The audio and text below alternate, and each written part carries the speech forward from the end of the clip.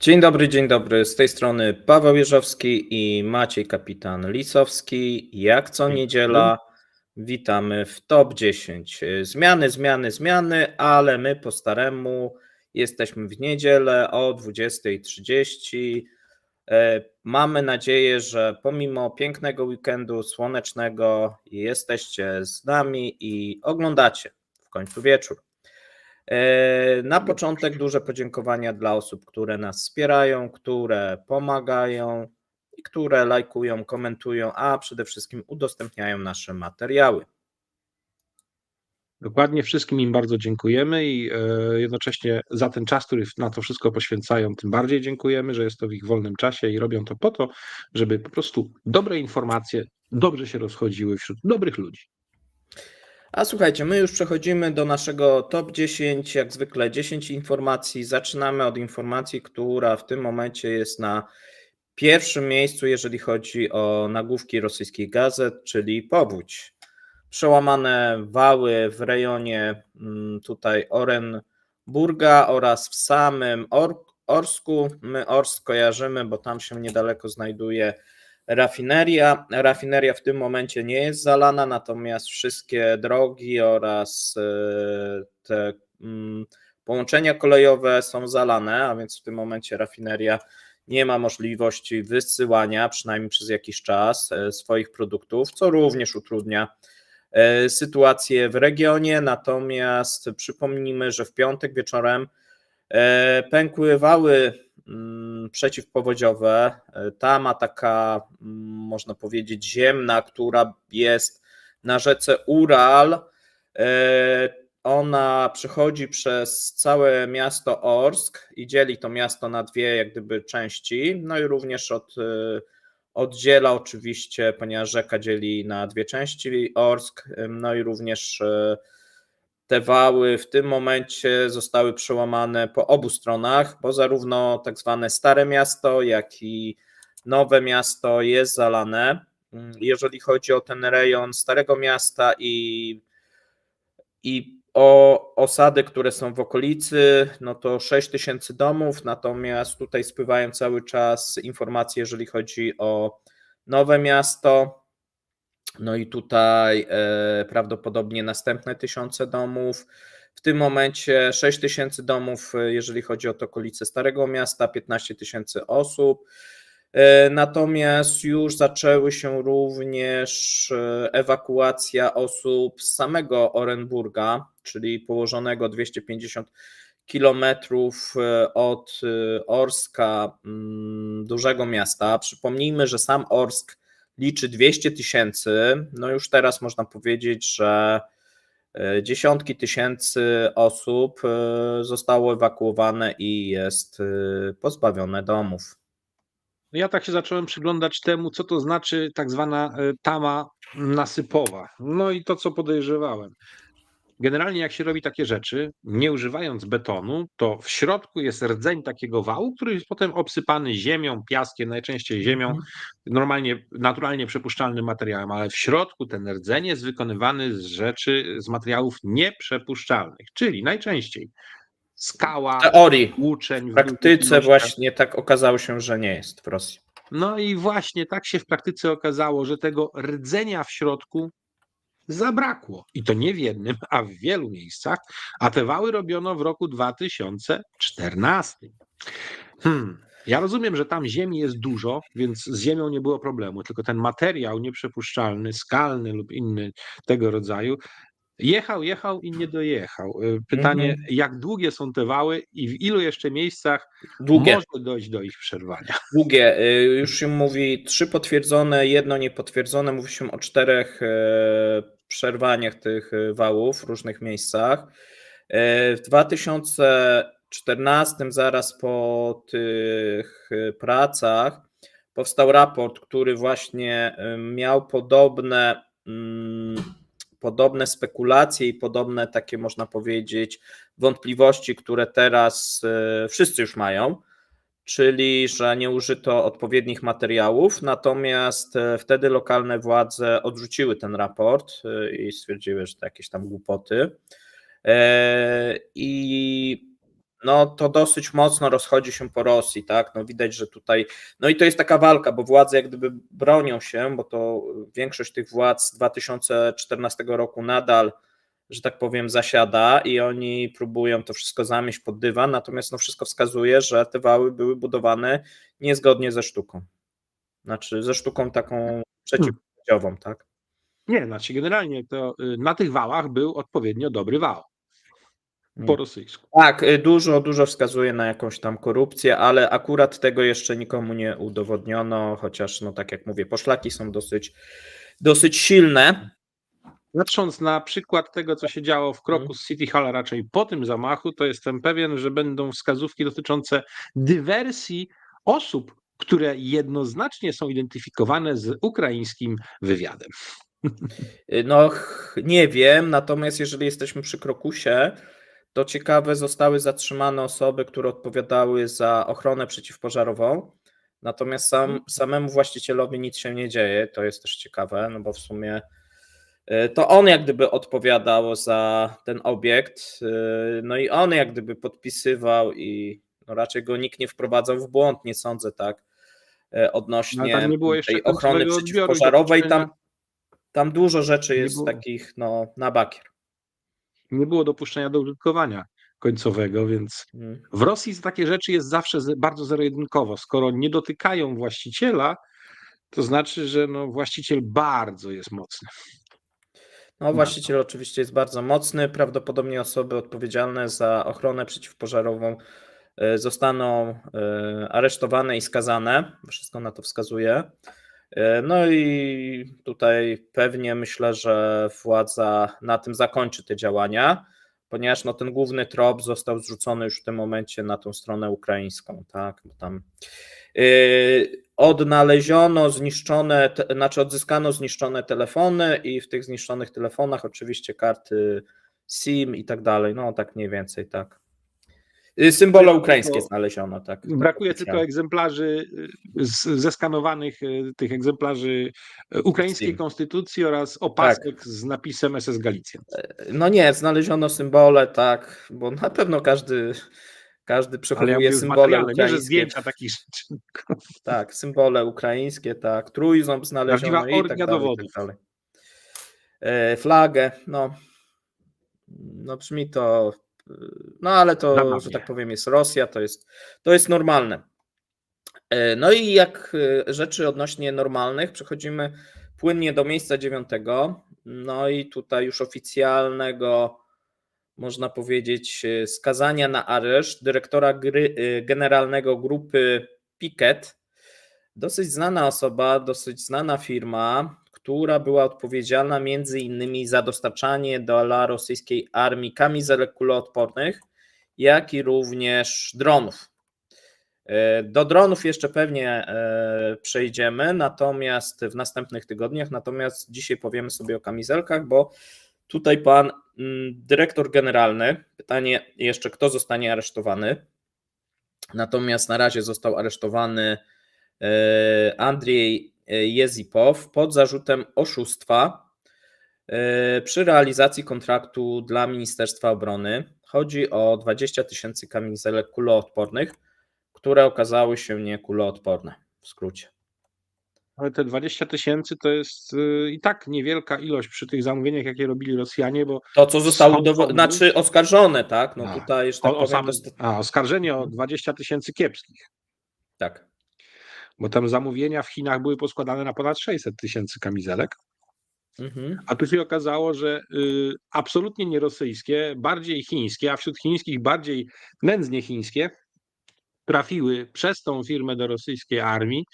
No i pewnie trafiły do jednostki, która ma dobrego patrona, skoro potrafili na tyle mocno wstrząsnąć swoimi przełożonymi, że takie coś się ruszyło. Ale to mi pasuje do takiej ogólnej układanki, że w tej chwili chcą jak gdyby oczyścić trochę, nazwijmy to, przestrzeń i atmosferę w Rosji, jeśli chodzi o co niektórych cwaniaków, bo opinia o tym, że oligarchowie się na tej specjalnej operacji wojskowej dorabiają, jest powszechna, no i kogoś postanowiono trafić. Nie jest to pierwszy lepszy człowiek. Pytanie więc, komu się jeszcze naraził, że takie coś się zdarzyło, a firma też nie powstała wczoraj, tylko firma No nie, z to pewnymi jak jest na Rosję duża, tak, tradycjami.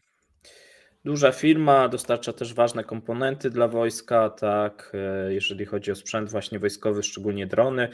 No tutaj się też mówi, że jeżeli chodzi o te drony, które dostarczają, to też są jakieś uwagi. Ogólnie nie wiem, czy potwierdzasz, natomiast ja widzę, że zaczyna budować się pewna asymetria, jeżeli chodzi o drony, którymi Rosjanie dysponują i którymi powinni dysponować, albo inaczej, którymi powinni dysponować, a nie dysponują, i dronami, którymi Ukraińcy powinny dysponować i dysponują. To znaczy tak, w chwili obecnej produkcja dronów takich większych, cięższych w Rosji nie przekracza 350 sztuk miesięcznie. Mhm. Miały być głębokie tysiące. Miała być produkcja Tam miały być. 26-30 Mhm. tysięcy miesięcznie innych dronów i też tego do końca nie widać. Nie Tak widać. jakby zaczęły być problemy, istotne problemy z prostymi do nich komponentami, chociażby z silniczkami albo coś w tym stylu. Gdzieś tu, ale za mało jest potwierdzeń. Na razie widzimy to jako efekt, natomiast nie widzimy przyczyn tego zagadnienia, albo przynajmniej nie możemy do nich jeszcze dotrzeć. To Tymczasem o nauka kilku przyczynach powiemy. ewidentnie Bo, jest robione na pewno. tak, bo tutaj też mamy zapowiedź ze strony ukraińskiej, bardzo taką szumną dla japońskiej telewizji. Ukraińcy powiedzieli, że oficjalna wypowiedź, a więc trzeba to traktować poważnie, że w tym roku 2 miliony dronów wyprodukują. Tak, zobaczymy. Jeżeli nawet część wyprodukują, no to będzie to znaczna ilość. Znaczną ilość już posiadają. Widzimy to na froncie, szczególnie jeżeli chodzi o ataki. Chyba w stosunku do piechoty i tej nowej strategii, ponieważ Rosjanie teraz przemieszczają się chyba już wszyscy na tych BW-pach, siedząc na nich, tak? Cały czas, to jest tradycja ichniejsza, Tak, tak. że Natomiast łatwiej przeżyć. tak, łatwiej jest przeżyć i coraz częściej są właśnie atakowani przez te systemy dronowe, a więc mamy te straty właśnie nieasymetryczne, po stronie oczywiście Rosji lotnictwo, po stronie Ukrainy drony. Tak, tutaj jest przewaga. No właśnie się teraz wyjaśni, jak tam dowódca wojenno-kosmicznych sił, bo jeszcze wiemy, że wczoraj był wezwany na Kreml. Nie wiemy jeszcze z jakim dla niego skutkiem, czy został odwołany, czy też nie, za te ostatnie ataki dronów ukraińskich na 3 bazy lotnicze. Zobaczymy, ale wiesz co, tak jeszcze No, wracając do głównego punktu, do tej grupy Pikiet. Po części patrząc na to, jak rozbudowaną strukturę ma ta grupa, to też może oczywiście być dobra rozgrywka wrogów właściciela na tejże przejęcie, firmy, żeby tak, oczywiście. przejąć ją i jej sieci dystrybucji ważnych to produktów, no bo nikotynowe rzeczy, gospodarstwo domowe, AGD, tym podobne. To jest biznes po rosyjsku, tu nie ma żadnych zasad. Tak, takie też oczywiście mogą być efekty. Natomiast my sobie przejdziemy do miejsca 8. Ambitne plany dla rosyjskiego LNG, no, które się zmniejszają. Mamy tutaj informację, że ze strony Nowateku wczoraj wyszło oświadczenie, w którym Nowatek podkreśla, że rosyjski przemysł kroplonego gazu ziemnego LNG może uniezależnić się od zachodnich technologii i urządzeń w 2028 roku. Z jednej strony dopiero, a z drugiej strony, czy to wyjdzie, zobaczymy. A więc to są kolejne plany. Nowatek zauważa, że we wszystkich obszarach mapy istnieje już znacząca rezerwa, ponieważ prace nad substytucją importu sprzętu dla projektów LNG rozpoczęły się w 2018 roku. Oprócz rozwoju sprzętu, prace związane są z substytucją importu obejmują rozwój takich obszarów jak technologia skraplania, procesy pomocnicze i tak dalej, i tak dalej. Tak naprawdę jest to fikcja, ponieważ te prace zaczęły się dopiero w 2022 roku, takie większe. Tutaj Nowatek twierdzi, że jeżeli się utrzyma obecne tempo prac nad substytucją importu, będą gotowi w 2028, przy czym nie podają co do tego czasu, tak? Czyli no bo to jeszcze 4 lata, tak? Zanim oni będą gotowi, żeby skraplać gaz.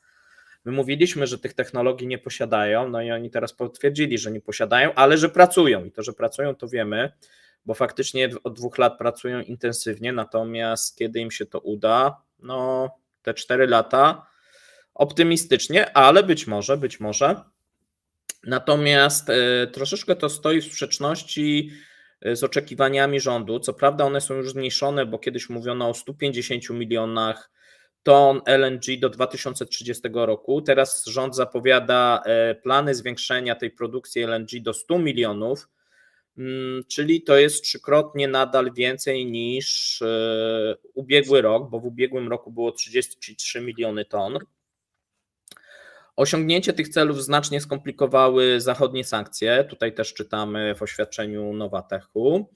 Znaczy oni mówią, że dadzą radę, tak? Natomiast podkreśla się, że w kwietniu 2022 roku Unia Europejska nałożyła zakaz dostaw sprzętu LNG do Rosji, a więc tu muszą liczyć na własne, że tak powiem, zasoby i kraje przyjazne.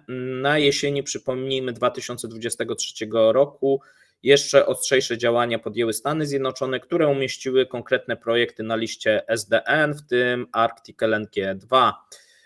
No i tu oczywiście My mamy jakieś 2 to. tygodnie temu nie mówiliśmy o tym, że realnie i tak nie uda mi się przekroczyć 80 milionów w najbliższym czasie, bo właśnie problemy techniczne, organizacyjne i jeszcze skutki uderzeń na Ust-Ługę i tym podobne. Więc skąd ta setka, skoro tam było 80, bliżej realizmu? Plany są Wiesz, tylko plany. Tak, plany, zobaczymy. Wiemy na pewno, że Novatek redukuje projekt arktycznego LNG-2 w kontekście sankcji ze względu na brak dostępu do statków klasy, do tych gazowców klasy lodowej. Tutaj wiemy również, że jedna linia zostaje przeniesiona na 2026 rok. Prawdopodobnie nie będzie budowana w ramach Arctic LNG-2, czyli już mamy o 1/3 obcięty projekt, tylko będzie budowana w ramach Murmańska, a Murmańsk szacuje się, że 2026-2027 oddadzą. Pytanie, jeżeli będą odbiorcy, bo na razie oprócz tego, że Rosja nie dysponuje gazowcami i to jest taki produkt, który trudno jest kupić na rynku, nawet używany i nawet do budowy floty cieni, a szczególnie arktyczne gazowce, no to w tym momencie pytanie jest, czy będą też odbiorcy, tak? Bo tutaj podawaliśmy na tygodniu, że no wszystko wskazuje, że będziemy mieli spadki zapotrzebowania w Azji, jeżeli chodzi o przyszły rok. Zobaczymy na gaz. Sytuacja powinna się poprawić w przyszłym roku, jeżeli chodzi o Europę, natomiast jeżeli będą wybory, wygra Trump, a nawet jeżeli nie wygra Trump, to wszystko wskazuje, że te projekty zamrożone przez Bidena w 2025 zostaną również odmrożone, bo tak by logika wskazywała, bo nie będzie potrzeby już ich mrożenia, natomiast lobby gazowo-naftowe w Stanach Zjednoczonych jest zbyt potężne, żeby można sobie pozwolić na ubytek takiej ilości, można powiedzieć, gotówki, tak? No bo to są duże projekty eksportowe i Stany Zjednoczone byłyby nierozsądne, jeżeli by z tego zrezygnowały, ze względu na właśnie jakieś lobby zielone, tak, które teraz pewnie do wyborów będzie wspomagać Bidena. Greta Thunberg Tak. została aresztowana jako ekoaktywista gdzieś tam, więc zobaczymy, jak to jej dalej pójdzie, ale narracja kremlowska bardzo dobrze jej wchodziła w ostatnich latach. To nie wiem, ja się tutaj nie wypowiadam, natomiast wiem, że w 2025 trzeba liczyć się ze zwiększonymi dostawami ze strony Stanów Zjednoczonych, no i wchodzi Katar. Katar wchodzi ostro do gry, chce zwiększyć produkcję, jeżeli chodzi o gaz, do 2030 dwukrotnie. I to akurat uważam za bardzo realne i mające podstawy, tak. A Maroko i Algieria przypadkiem nie będą zwiększać i Angola też. Tak. No, znaczy, Więc tutaj suma tego będzie całkiem ciekawa. Tutaj, jeżeli chodzi i nie zapominajmy, jeżeli się ustabilizuje sytuacja na Bliskim Wschodzie, to pola gazowe Izraela, tam w pobliżu Cypru, też będą dawały dużo na Europę. Tak. No i oczywiście mamy też rozbudowę. Pamiętajmy, że 2024-2025 to będzie największa ilość oddanych terminali LNG w Europie. Tak, do tej pory nigdy tak nie było takiej ilości oddawanych, począwszy od Estonii, skończywszy właśnie na Niemczech, Hiszpanii i tak dalej, Grecji. A więc najczęściej to była kilka, a znaczy tu też będzie chyba kilka, no ale bliżej 10, tak, jeżeli by to podliczyć przez te 2 lata nowych W terminali przypadku dla Europy. Niemiec to trochę nie mają innego wyjścia, bo skoro wyłączyli w czasie świąt 15 bloków węglowych, a muszą mieć elastyczną rezerwę i jest plan dofinansowania dużymi kwotami budowania 80 bloków gazowych, które docelowo mają za 16 lat przyjmować zielony wodór do spalania, ale póki co jest dofinansowanie, żeby zrobić je jako klasycznie gazowe, to muszą mieć więcej miejsc przyjmowania i regazyfikacji LNG chociażby, żeby do tych bloków móc skierować to paliwo. I tutaj Niemcy akurat są konsekwentni, jeśli chodzi o swoją strategię, bo chcą mieć jak najwięcej OZE, do czego stabilizacji muszą mieć jak najwięcej elastycznych, klasycznych źródeł energii do stabilizacji systemu, a to jest lepsze niż węgiel, niestety. Dobrze, a my sobie przejdziemy, słuchajcie, do miejsca 7. Mamy kilka wypowiedzi Władimira Putina. Jedną z nich jest zapowiedź przejścia na nowy system wynagradzania pracowników sektora publicznego w 2027. Natomiast już od stycznia 2025 będzie pilot w wielu regionach Rosji. Zostanie uruchomione przejście na nowy system wynagradzania pracowników sektora publicznego. Tutaj mówi się o tym, że nie wiadomo do końca, o które regiony chodzi, natomiast patrząc na to, jak do tej pory było, bo to nie jest nowość, taki system wynagradzania pracowników medycznych akurat był już testowany w obwodach białgorodzkim, kurgańskim, omskim, orenburskim, tambowskim, Sewastopolu i Republice Sasza. I teraz Ministerstwo Zdrowia i Ministerstwo Pracy spodziewało się, że nowe przepisy doprowadzą do wzrostu, znaczy to tak piszą, do wzrostu zarobków pracowników służby zdrowia, jednakże nie było w tym zakresie sukcesów i 6 lipca 2022 roku projekt został zawieszony. Teraz Putin zapowiada wprowadzenie od 1 stycznia 2025 testowo dla nie tylko pracowników służby zdrowia, ale również kultury, nauki, edukacji, nowy właśnie pilotażowy system. No i tutaj prawdopodobnie liczy się na oszczędności, bo to będzie takie perpetuum mobile. Ludziom będzie więcej, a duże oszczędności mają z tego. No ale takie proste pytanie. W administracji publicznej możesz być wynagradzany za co? Masz po prostu stały etat, wyrabiasz swoje 168 godzin i tak dalej. Jeżeli ci nagle wrzucą jakiś element, nie wiem, załóżmy akordowy, to co? Ilość obsłużonych interesantów, których przeliczą. Nie, tu chodzi o to, żeby taki, wiesz, powrót troszeczkę do komunizmu, żeby nie było różnic płacowych. I teraz, niezależnie czy ty pracujesz w Moskwie jako pracownik, czy właśnie w Orsku, to będziesz zarabiał z grubsza tyle samo. No bo przecież ciekawe, gdzie jest ta główna baza danych, która pozwoli, że tak powiem, wyliczyć tą średnią odpowiednią dla wszystkich. Zakładam, że gdzieś tam na głubince będzie rozłożona, więc ci w Moskwie i Petersburgu to nie będą mieli co do garnka włożyć przy obecnej Ale ci w Orsku dostaną podwyżkę. No i to jak gdyby opublikuje się w prasie, że rozumiesz. Tak, ale poczekaj, czy to nie współgra idealnie wręcz z zapowiedziami patriarchy Cyryla, żeby 80% mieszkańców Rosji mieszkało na wsi, na głubince właśnie, zamiast w miastach? No to idealnie pasuje do tego. No być może, nie wiem, natomiast wiem, że to mniej więcej będzie taki trend, czyli tam, gdzie do tej pory były takie, można powiedzieć, kominy płacowe, znaczy jak można mówić, że w budżetówce były kominy, to już ich nie będzie, a tam, a więc te duże miasta w tych dużych miastach będzie się jeszcze mniej zarabiać, natomiast w tych małych miejscowościach i na Głubince tutaj jakiś wzrost pewnie nastąpi, chociaż nieduży. Wiesz, co mi to przypomina? Starą rosyjską carską praktykę. Byłeś wyznaczany na urzędnika carskiego gdzieś daleko, to nie dostawałeś pensji. Musiałeś ją sobie sam wypracować. Więc jak oni będą dostawać taki nędzny ochłap, to dopiero się korupcja włączy w wymiarze turbo, bo będą musieli dorobić, żeby w ogóle dobrze żyć. A nie, żeby super luksusowo żyć, tylko żeby normalnie żyć. Słuchajcie, a teraz kolejna wypowiedź i miejsce 5. Putin zapowiada dobrobyt i brak bezrobocia w kraju.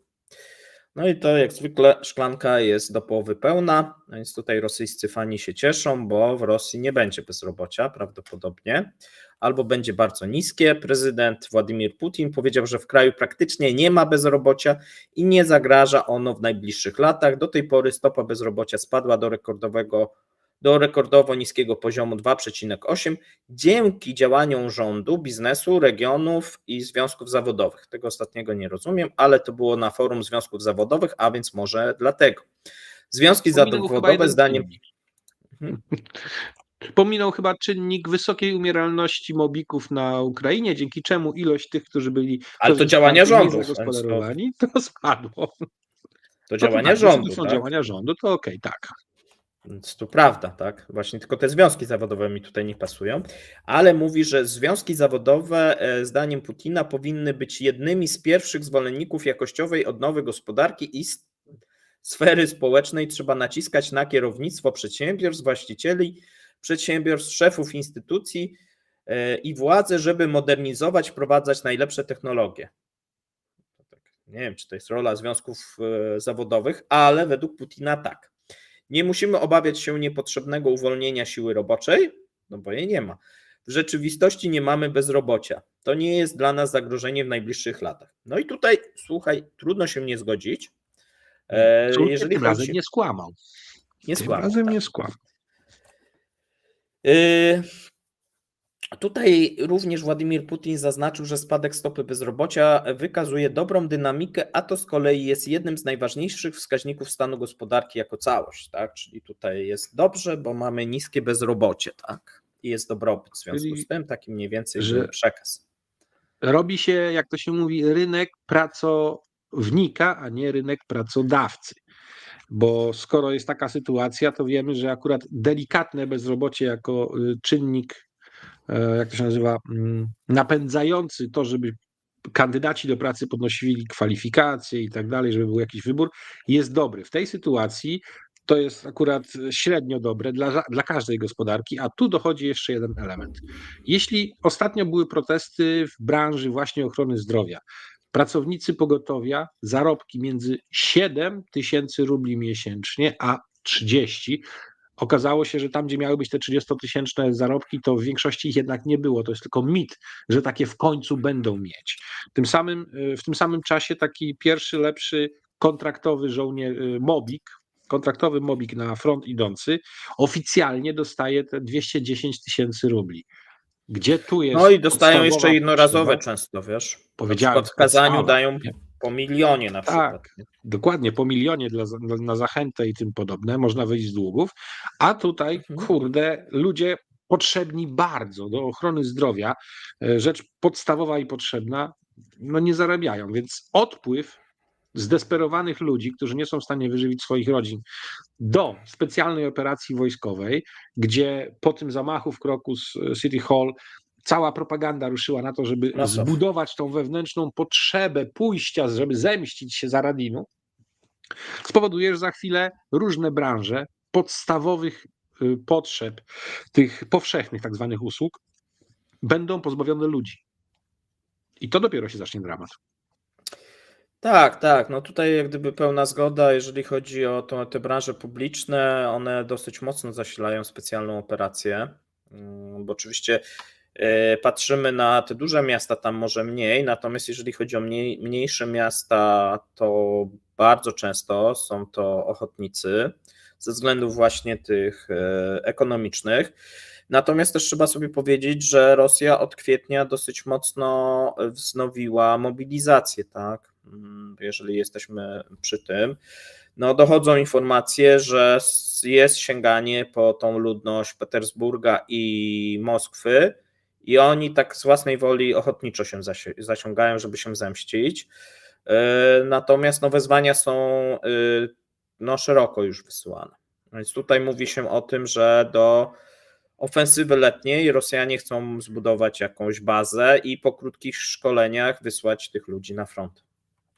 No jeśli chodzi jeszcze o kogoś, kto w wojsku już był, no to jak cię mogę, że sobie w 3 miesiące z nich coś zrobią, lub tak jak Maciek opisał, te takie zapchaj dziury batalionowe w 28 dni.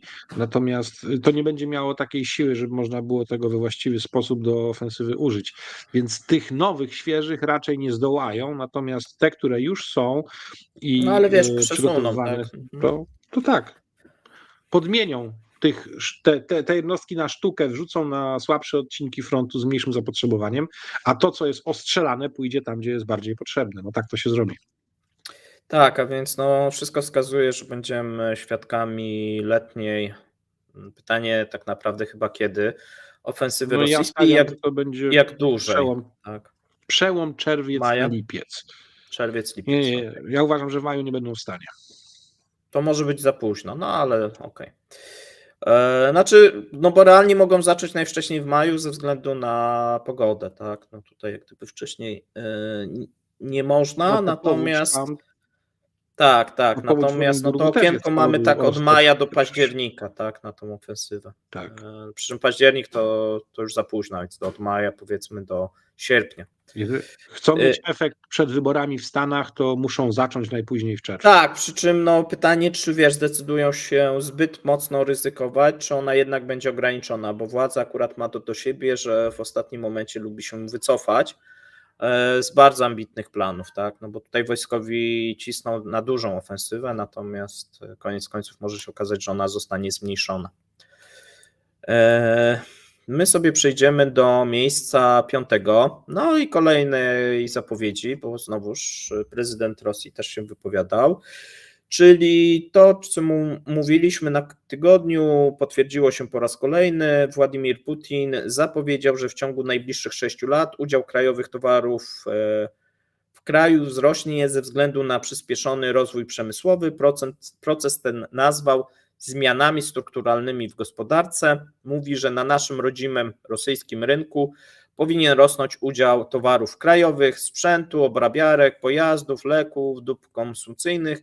Możemy i będziemy to wszystko produkować sami w znacznie większych ilościach niż teraz. Dodał, że to są zmiany strukturalne w gospodarce, zapowiedział przyspieszoną industrializację. Jego zdaniem zapewni to wzrost produktu krajowego brutto i godne płace. Prezydent powiedział, że Rosja nie przestawiła gospodarki w tryb wojenny. Według niego kraj skoncentrował swoje wysiłki na rozwoju produkcji obronnej. Jednakże wielu rosyjskich...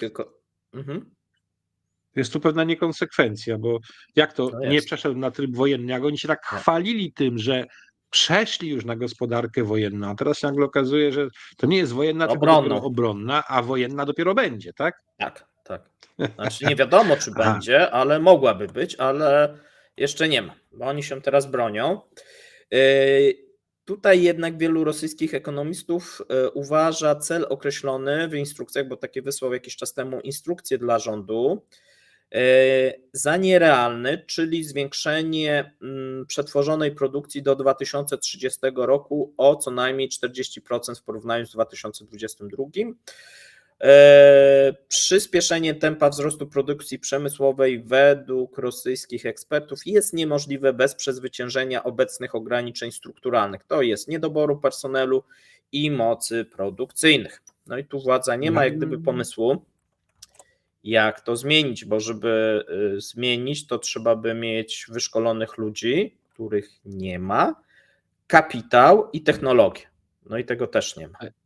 A ja bym powiedział, że to wszystko, cały ten plan, to po pierwsze, ta autarkia jest wałkowana od dobrego 1,5 roku i jakoś jej zbytnio nie widać. To raz. 2. Wszystko to, co powiedział, to jest to jakby wypowiedzenie wojny gospodarczej Chinom. Bo Chiny zalewają Tak. rynek rosyjski wszelkiego typu towarami, wypychają rosyjskie firmy z rynku, bo staje się ich produkcja nieopłacalna przy konkurencji chińskiej. I teraz, mówiąc to wszystko i chcąc takie rzeczy osiągać i industrializować, to tak naprawdę on mówi, że chciałby stać się alternatywnym dla Chin centrum produkcyjnym dla świata, w związku z czym jest to, co on robi, absolutnie wbrew Pekinowi. Co Pekin na to? Myślę, że Pekin się tym po pierwsze nie przejmie, a po drugie pozwoli swoim firmom robić dalej to, co robią w Rosji, uniemożliwiając realizację tego typu planów na serio. A czy wiesz co, no trudno sobie wyobrazić, że te plany mogą się zrealizować. No z Oczywiście. wielu względów, no znaczy wymieniliśmy te względy, natomiast no oczywiście jeżeli nawet by się pojawił, nie wiem skąd, kapitał, technologie, znaczy to musiałoby wyglądać tak, że sami Chińczycy daliby technologię i kapitał Rosjanom, żeby stworzyć sobie konkurencję. No brzmi Dokładnie tak.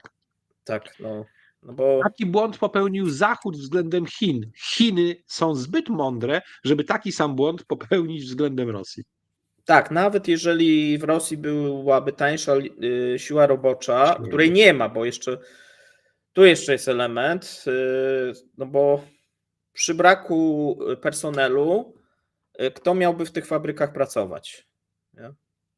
Bo to będzie najbliższe wyzwanie na najbliższe lata przy sankcjach, tak? Kto w tych fabrykach ma pracować? Dzieci? No już są w Tatarstanie próby, żeby dzieci pracowały, natomiast no to jest trochę taki ślepy zaułek, tak? Bo tych dzieci nie przybywa, tylko ubywa w tym momencie, jeżeli chodzi o dzietność.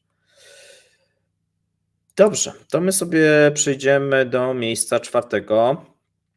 Tutaj było wiele nieporozumień dotyczących chyba tego punktu, a chodzi o zakłady makaronów Makwa. Tutaj mamy wypowiedź najnowszą prokuratury generalnej, która nazwała dane o zawieszeniu działalności zakładów fantazjami.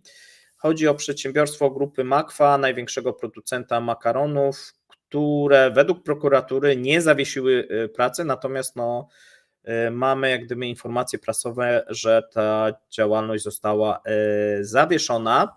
Według prokuratury zakłady działają normalnie i prokuratura twierdzi, że są to PR-owe fantazje niektórych prawników powielane przez media w celu sztucznego wywołania napięć społecznych i wywarcia presji na sąd, by orzekł na korzyść beneficjentów.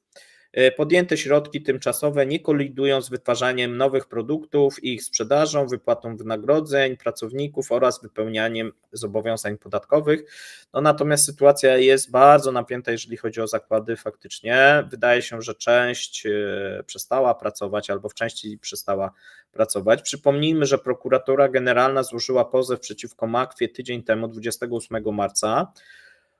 Oskarżając 12 osób, w tym Biełusowa, Jurewicza i krewnych, no tutaj osoby dosyć wysoko postawione, czy zarówno z parlamentu, czy z rządu. Agencja zauważa, że Makwa ma korupcyjne pochodzenie, ponieważ beneficjenci Jurewicz, Biełusow zajmowali się biznesem, pracując w organach państwowych. W pozwie zarzuca się, że obaj posiadali grupę spółek handlowych, o których informacji nie poinformowali oraz wykorzystywali swoją wysoką pozycję w realizacji własnych interesów biznesowych. O firmie stało się głośno, jak komornicy postanowili skonfiskować 100 bilionów rubli od krewnych beneficjentów. Dłużnikiem w uchwale był Maksim Czyginew, zięć Biełusowa. Kwota zajęcia środków dłużnika to 100 bilionów rubli. Tak czytaliśmy w uchwale. Jest to więcej niż cała podaż pieniądza rublowego w obiegu według Banku Centralnego na 1 marca. Ta podaż wynosiła 99 bilionów, a więc prawie tyle samo.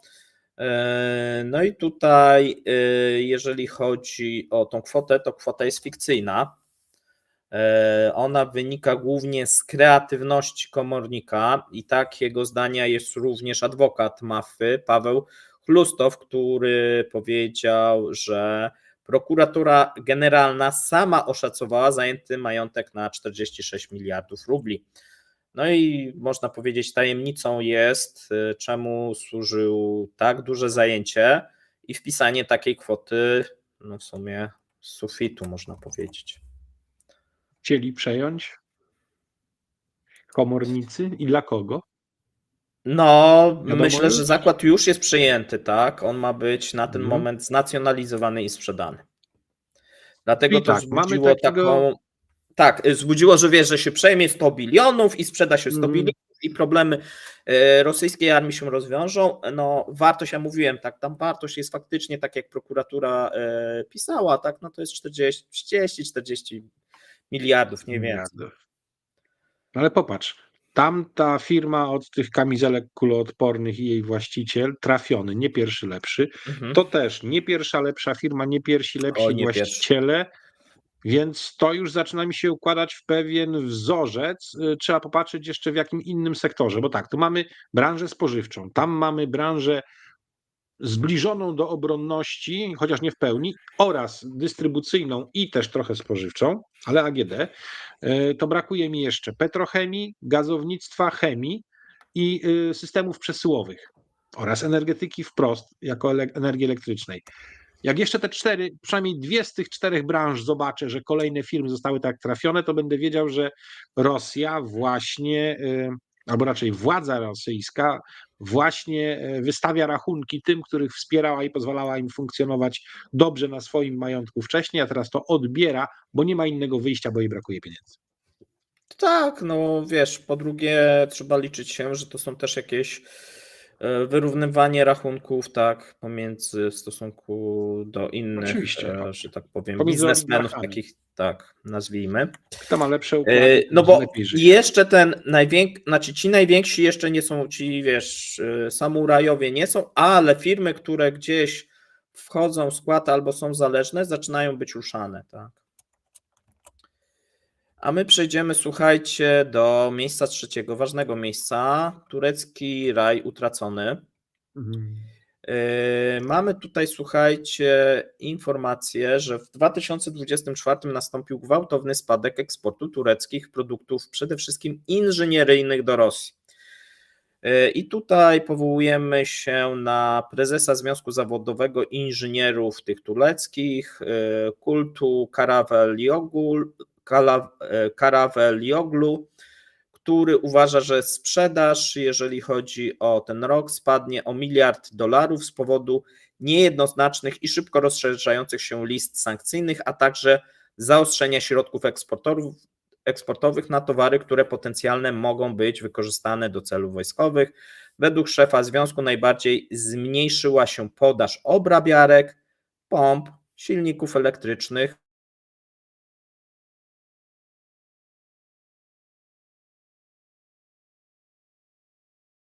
bankowy i łańcuchy dostaw. Żaden poważny producent nie będzie w stanie utrzymać takiego samego zainteresowania Rosją.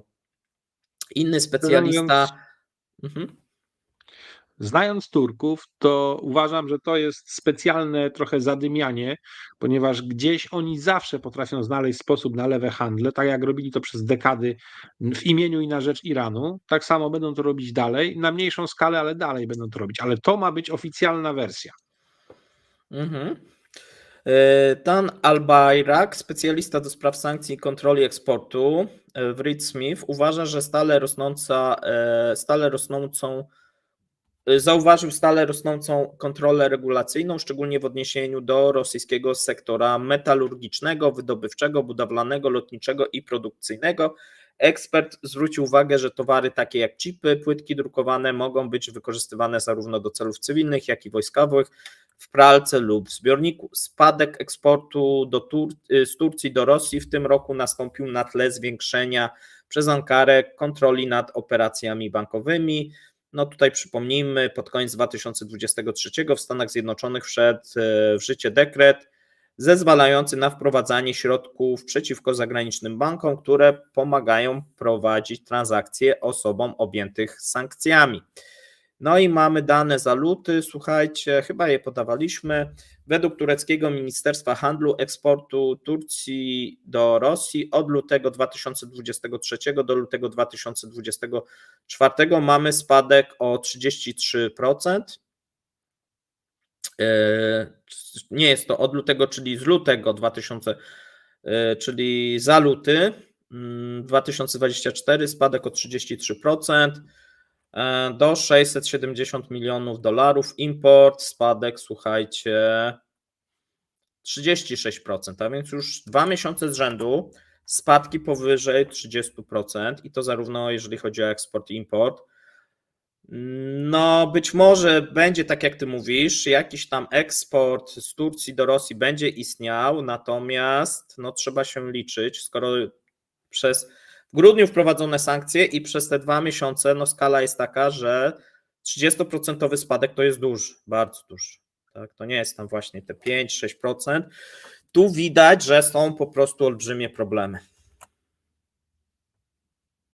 Zgadza się i tutaj Turcja, no, to co było, a to co będzie, to będą kompletnie dwa różne oblicza i że to będzie potężna redukcja wszystkich spraw związanych z obrotem gospodarczym z Rosją, to jest pewne, ale przy okazji patrząc, w chwili obecnej Turcja zaczęła przepuszczać statki, na przykład potężnego armatora, jakim jest Maersk, który zaczął kierować do kontrolowanych przez Ukrainę portów czarnomorskich statki kontenerowe. Czyli ilość towarów oraz sposób ich eksportu z Ukrainy właśnie się rozszerzył, również oprócz ładunków masowych, takich jak zboża i tym podobne, do postaci ładunków kontenerowych, czyli w tym momencie Ukraina sobie radzi i Turcja w o wiele większym stopniu będzie zarabiała na tym chociażby, żeby to wspomagać, niż na handlu z Rosją. Tak, teraz przejdziemy sobie do miejsca drugiego. No i tu mamy wypowiedzi rosyjskich ekspertów, którzy dosyć pozytywnie patrzą na kwiecień, jeżeli chodzi o zwyżki cen surowej ropy. No i są różnego rodzaju zapowiedzi. No widać, że ta zwyżka bardzo by pomogła rosyjskiej gospodarce. No i tutaj ona faktycznie jest scenariusz, że może nastąpić. No wszystko jest związane z tym, co się dzieje na Bliskim Wschodzie. Mówiliśmy, że jeżeli by doszło do jakiegoś konfliktu, szczególnie jeżeli byłby tam zaangażowany Iran, a takie zapowiedzi były ostatnio, to wtedy trzeba się liczyć ze zwyżką tych cen ropy. No i tutaj rosyjscy eksperci, jeden przez drugiego, no mówią o tym, że ta ropa powinna w kwietniu kosztować powyżej $100 i takie są zapowiedzi oraz no, trzeba powiedzieć, że nadzieje tak, rosyjskich producentów. To by na pewno pomogło branży, no bo branża przez te pierwsze miesiące 2024 roku ma poważne problemy. Jeżeli te zwyżki by nastąpiły, no to by dało dosyć duży oddech, no i dodatkowo dosyć duży zastrzyk dla budżetu Federacji Rosyjskiej, tak? No bo to by wzmocniło i rubla, i rosyjską gospodarkę. Trzeba sobie to też jasno powiedzieć. Ja na razie postawię tezę, że to jest zaklinanie rzeczywistości pod to, co oni chcieliby wykreować. Tak. Bo z jednej strony, mówiliśmy o tym wielokrotnie, brak możliwości przetwarzania odpowiednio dużej ilości surowej ropy na produkty powoduje, że muszą gdzieś szukać tego umykającego zarobku. Rosyjscy producenci ropy surowej, którzy mają też te rafinerie, no i próbują wypychać tą ropę na zewnątrz. Zgadza się? Tak. Robi się nadpodaż. Zgodzisz się z tym? Jeszcze nie. Jeśli chodzi o... Dlatego Niekoniecznie.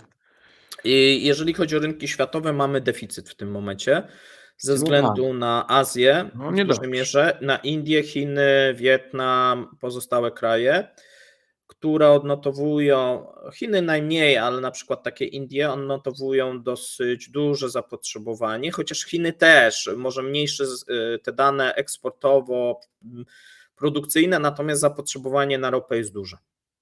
Jeżeli chodzi o Azję, tutaj pojawia się nadprodukcja Rosji, ale mamy cięcia cały czas, które zostały utrzymane przez OPEC Plus na ostatnim spotkaniu i w sumie ten scenariusz, że ta ropa byłaby powyżej 100 jest jak najbardziej moim zdaniem realny, szczególnie, że teraz Rosji będzie zależało bardzo na destabilizacji sytuacji w akwenie Morza Czerwonego i w samym no, tam styku Izrael, Iran, Gaza i tak dalej. Jeżeli tutaj mielibyśmy jakąś eskalację, to te ceny, ja się zgadzam z rosyjskimi ekspertami, są realne, natomiast to jest jeden ze scenariuszy, niekoniecznie się to wydarzy. Tego nie wiemy. W A może dużej mierze wywrócić zależy od scenariusz? tego. Mhm. Scenariusz może wywrócić zawarcie rozejmu między Izraelem a Hamasem. Tak, A oczywiście. Amerykanie robią wszystko, żeby tak się stało. Jeżeli by to nastąpiło, to ceny by spadły poniżej 80 nawet. A jednocześnie pamiętajmy, że G7 prowadzi obecnie pracę nad zmniejszeniem price capu na ropę, Tak, czyli zejściem poniżej $60 akceptowalnych jako cena za baryłkę rosyjskiej ropy, tak? tak. Ciekawe, Wszystko się co z zgadza. tym zrobią.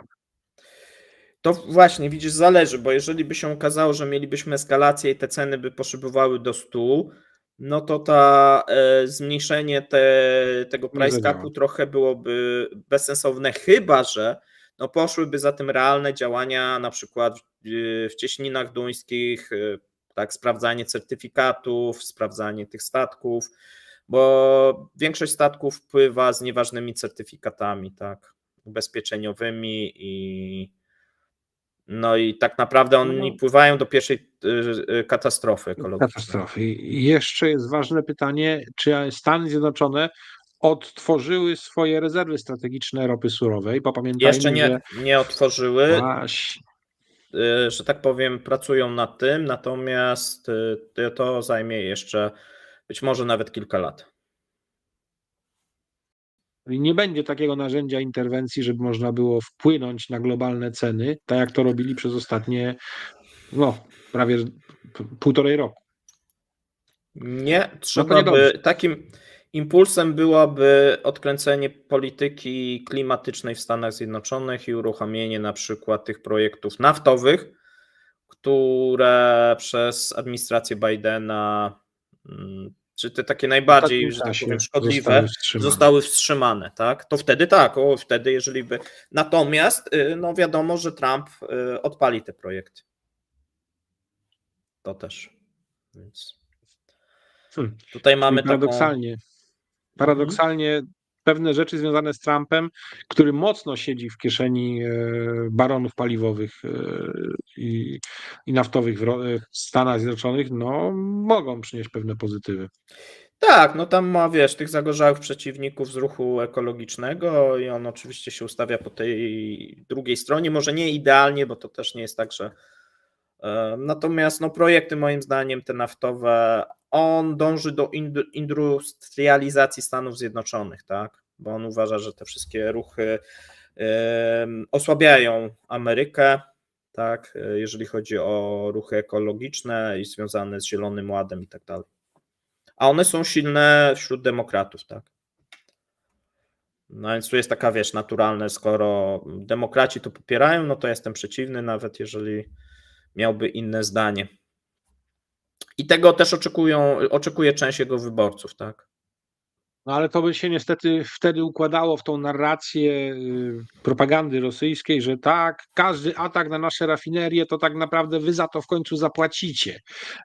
Ja się temu przeciwstawiam, bo ciągle uważałem, że ta zwiększona ilość surowej ropy z Rosji będzie wystarczająco stabilizowała rynek, ale właśnie schłodziłeś mój optymizm w tym zakresie. Nie.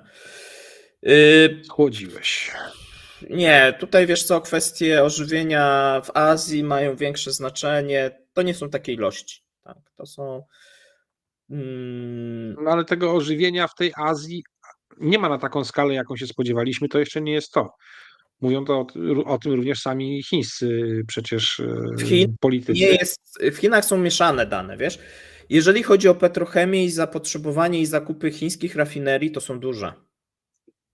Tu nie ma w innych dziedzinach gospodarki tego nie widzimy, a jeżeli chodzi o petrochemię chińską i rafinację, to cały czas mamy wzrost. A więc, a dochodzą Indie, które cały czas rosną, co prawda ostatnio na amerykańskiej ropie, tak? No ale to wiesz, no bo oni coraz więcej amerykańskiej ropy kupują kosztem rosyjskiej.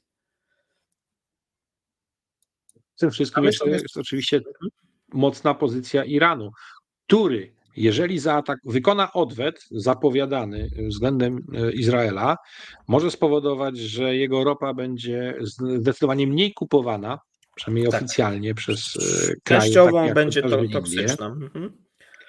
Więc zobaczymy, jak to będzie miało, bo jeżeli tej ropy będą brali mniej, no to niestety to No tu wpłynie na szacuje się, no, że ten region, no to mamy tak właśnie 1/4 dostaw ropy. No to dosyć ważny, wiadomo, region Zatoki, dosyć ważny region. Wiadomo, że to by nie oznaczało, że cała ropa by przestała płynąć, no ale jakby przynajmniej częściowo irańska przestała płynąć.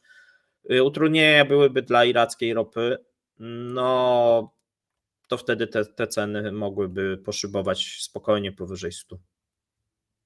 Tutaj pamiętajmy, że rynek ropy jest rynkiem mocno emocjonalnym. Czyli tak jak powiedziałem, na przykład zapowiedź odejścia powrót do projektów na przykład naftowych już by spowodował obniżkę, pomimo że fizycznie by się nic nie zmieniło. Mamy też odczyty, jeżeli chodzi o zapasy produktów naftowych, czyli benzyna, diesel w Stanach i one również skłaniają ku zwyżce cen ropy. Na ten moment. A więc tutaj na te jakieś obniżki, no to na ten moment nie mamy takich sygnałów, co nie oznacza, że ten scenariusz zostanie zrealizowany, bo tak jak powiedziałeś, jeżeli tu by się ustabilizowało na tym Bliskim Wschodzie, no to wiele by zmieniło. Tak, wiele by zmieniło. Najgorsza sytuacja jest na razie w tym momencie w Europie, bo tutaj nie zapowiadana jest, nie są zapowiadane jakieś wzrosty, więc Europa raczej nie będzie więcej spożywać ropy naftowej. A jeżeli chodzi o Stany i Azję, to raczej w tym roku należałoby liczyć się na to, że będą. Czyli ktoś musi więcej produkować. Mam nadzieję, że to Brazylia będzie tym krajem, który zwiększy swoją sprzedaż ze swojego szelfu. Tudzież Angola, która przecież jakiś czas temu wycofała się w ogóle z OPEC i Ale oni bardzo nie dobrze zrobią. żyje No z to tego. ja to słabo widzę. Zobaczymy, co z Syrią, bo tam jest wbrew pozorom potencjał, a niestabilny kraj, który dosyć mocno rośnie. No i może gdzieś to się właśnie uzbiera, tak? Mamy też Norwegów, gdzie będzie rosło, Stany Zjednoczone na pewno będzie rosło, szczególnie, że ostatnie właśnie ceny sprzyjają. Problemem też jest brak inwestycji, tak? Bo mamy też taki strukturalny problem, jeżeli chodzi o ropę naftową. Inwestycje, i to mówią nie tylko szefowie państw Zatoki, no ale wielu analityków wskazuje, że są tak niskie inwestycje, jeżeli chodzi o nowe odwierty i poszukiwanie ropy naftowej i nowe inwestycje, co grozi jak gdyby w długoterminowym okresie zwyżką cen ropy. A to niestety jest konsekwencja polityki klimatycznej. To jest konsekwencja polityki klimatycznej, że pewne rzeczy się źle rozkłada i kalkuluje i potem może być zaskoczenie, chociaż dla polityki klimatycznej wysokie ceny ropy będą skłaniać do przejściu na inne źródła energii, a więc można powiedzieć, że paradoksalnie to zawsze pomaga. No ale to Mamy sztucznie takie kreuje koło. opłacalność pewnych rzeczy, które w normalnych Nie sztucznie, okolicznościach realnie. nieopłacalnie by nie były. Ale No właśnie, nie sztucznie, tylko realnie. Ale to zmiany prawa napędzają rozwój tak naprawdę branży Tak. elektromobilności, a nie realny rachunek ekonomiczny. Ale ja mówię o realnych, znaczy zmiany prawa są realne, tak? No jeżeli się czegoś zakaże lub wprowadzi się podatek od CO2, no to on jest realny, bo dotyka, o tym mówię, nie?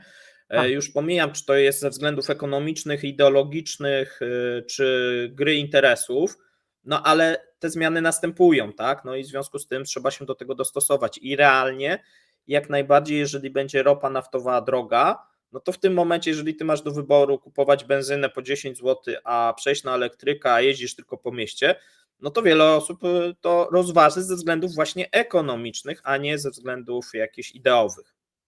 Co będzie miało większy skutek, tak? Dopiero w takiej sytuacji, kiedy kwestie ideologiczne przekuwane są na system prawny, który generuje większe lub mniejsze koszty tam, gdzie systemowi to odpowiada. Tak. No zobaczymy też, będą wybory do Parlamentu Europejskiego, zobaczymy jaka układanka ta europejska będzie w drugiej połowie roku. A my sobie, słuchajcie, przechodzimy do miejsca pierwszego. No i to miejsce, słuchajcie, nadawałoby się na Jaruski, no ale znalazło się w top 10, bo Jaruski był wczoraj, a sprawa jest poważna. Kolejna odsłona złotej afery, która od ponad roku trawi Rosję. Afery, którą możemy porównywać w Polsce z tym, co się działo, jeżeli chodzi o aferę alkoholową, czyli ten osławiony Spiritus Royal i lata 90., tylko tym razem dotyczy Rosji i dotyczy złota. I doszło do takiego paradoksu, że Ministerstwo Finansów niespodziewanie wpadło na pomysł podniesienia podatku od wydobycia minerałów od złota od 1 czerwca do końca roku przynajmniej.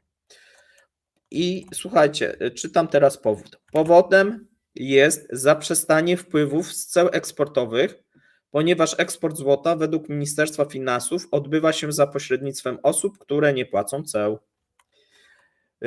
Wydobycie złota rośnie obecnie ze względu na stale rosnące ceny surowców, ale jednocześnie branża ryzykuje podwójne opodatkowanie, tak twierdzą eksperci. Czyli mamy taką sytuację, że branża ma te problemy technologiczne, koszty rosną, jeżeli chodzi o wydobycie złota, natomiast to wydobycie ostatnio ma się lepiej ze względu na wzrosty cen, natomiast nikt nie eksportuje tego złota oficjalnie, albo bardzo mało się eksportuje, przez co wpływy z ceł eksportowych spadły do takiego poziomu, że Ministerstwo Finansów powiedziało, że musi wprowadzić dodatkowy podatek dla firm produkujących złoto, żeby sobie odbić straty ze względu na spadające cła eksportowe.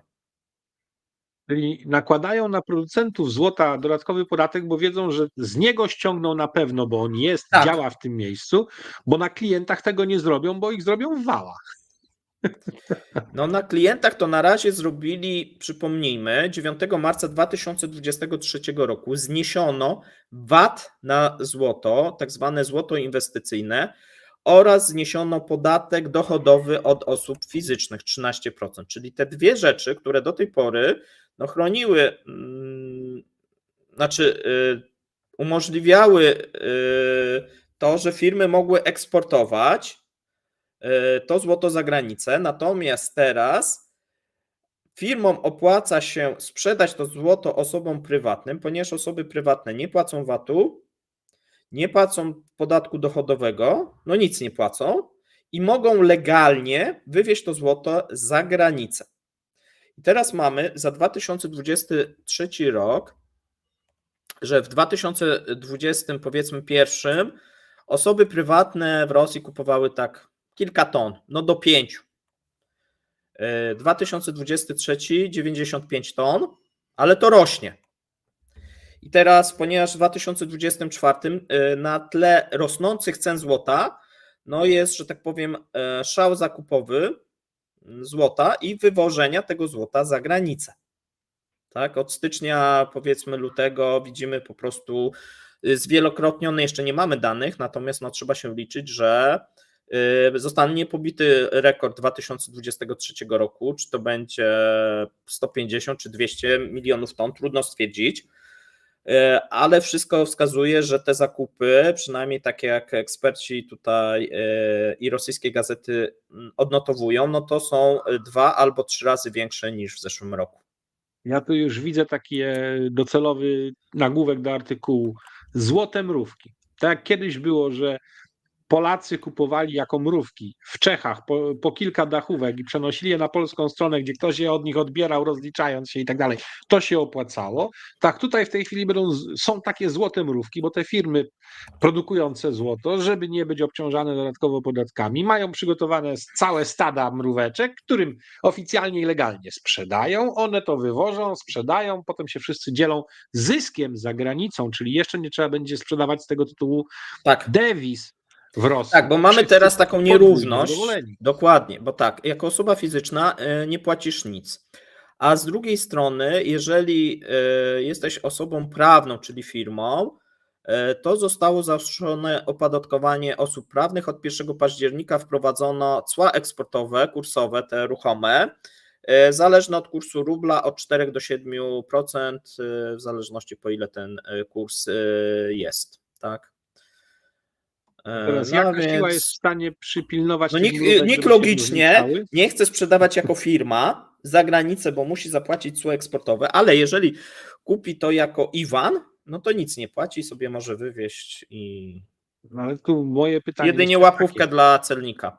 Bo żeby była też jasność, złoto można wywozić z Rosji w nieograniczonych ilościach, jeżeli jest do celów osobistych.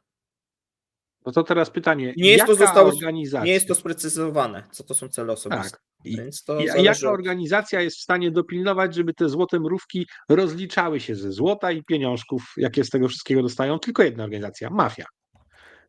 No więc mamy różnego rodzaju mafie, mamy osoby powiązane z tymi firmami, które właśnie robią jako takie no powstają olbrzymie majątki w Rosji obecnie z handlu złotem. Trudno jest oszacować jak gdyby wielkość tego rynku, tak jak mówię 2023 mniej więcej 95-100 ton złota prywatnego, no bo jeszcze w 2023 szło, no i część rząd też sprzedawał, tak, bo mówimy o kilku jak gdyby źródłach. Pierwsza no to są rezerwy rządowe, które były uszczuplane, druga to jest ta produkcja bieżąca, no i trzecia no to jest ten skup przez osoby prywatne, tak. A tymczasem polski NBP okazało się, że dokupił dodatkowe aż całych 15 ton złota do naszego skarbca narodowego i porównajmy sobie, tam ponad 100 ton wyjdzie bokiem przez rosyjskie ręce oficjalnie prywatne, a u nas NBP daje radę kupić 15 ton. No, takie tam wiesz, porównanie. Na pewno jak kiedyś można było sobie sprowadzać spirytus do celów prywatnych, kilka ciężarówek, no to teraz sobie można Kilka pociągów. też może kilka ciężarówek złota wywieźć, tak, na legalu z Rosji. Pamiętajmy, że na złoto częściowo są sankcje, a więc to prywatne też umożliwia łatwiejszy sposób, że tak powiem, ominięcia tych sankcji, tak. Pamiętajmy też, że Rosjanie sporo złota dali na zakupy uzbrojenia w Iranie, bo Iran właśnie tego potrzebował w pewnym momencie. No i wtedy, skoro nie udało się tego zrobić przez przelewy bankowe, no to leciał samolot w przestrzeni międzynarodowej z takim ładunkiem, wylądował i rozliczało się. No, a teraz wiesz, rosnący ten kurs złota, no tak jak mówię, jeszcze bardziej podbija ten problem, tak? Więc... A ten kurs jest wynikiem mówienia o tym, że istnieje realne zagrożenie wojną w znacznie większym wymiarze, tak? Bo złoto No wiele jest tam oczywiście metalem elementów, wojny tak. zawsze. No nie tylko ten element zagrożenia, Znaczy tak, wojny i kryzysu. ale też również kwestie obligacji w Stanach Zjednoczonych, no to byśmy jak gdyby szeroko mówili, spadku lub ustabilizowania się inflacji, tak, a więc to złoto staje się dosyć, tak samo jak kryptowaluty, dosyć takim alternatywnym, ciekawym kierunkiem. Skoro w Chinach tak wielkie pieniądze zostały spalone wraz z krachem na rynku deweloperskim, no to bezpieczną przystanią dla tych, którzy widzieli bezpieczeństwo w nieruchomościach chińskich jest co? Złoto. Tak, w Chinach bardzo popularny kierunek inwestycyjny to jest zakupywanie sztabek, czy jakichś mniejszych ilości monet, tudzież jakichś takich kropelek i innych jakichś takich rzeczy ze złota. No i cóż, wyczerpaliśmy temat na dzisiejsze spotkanie.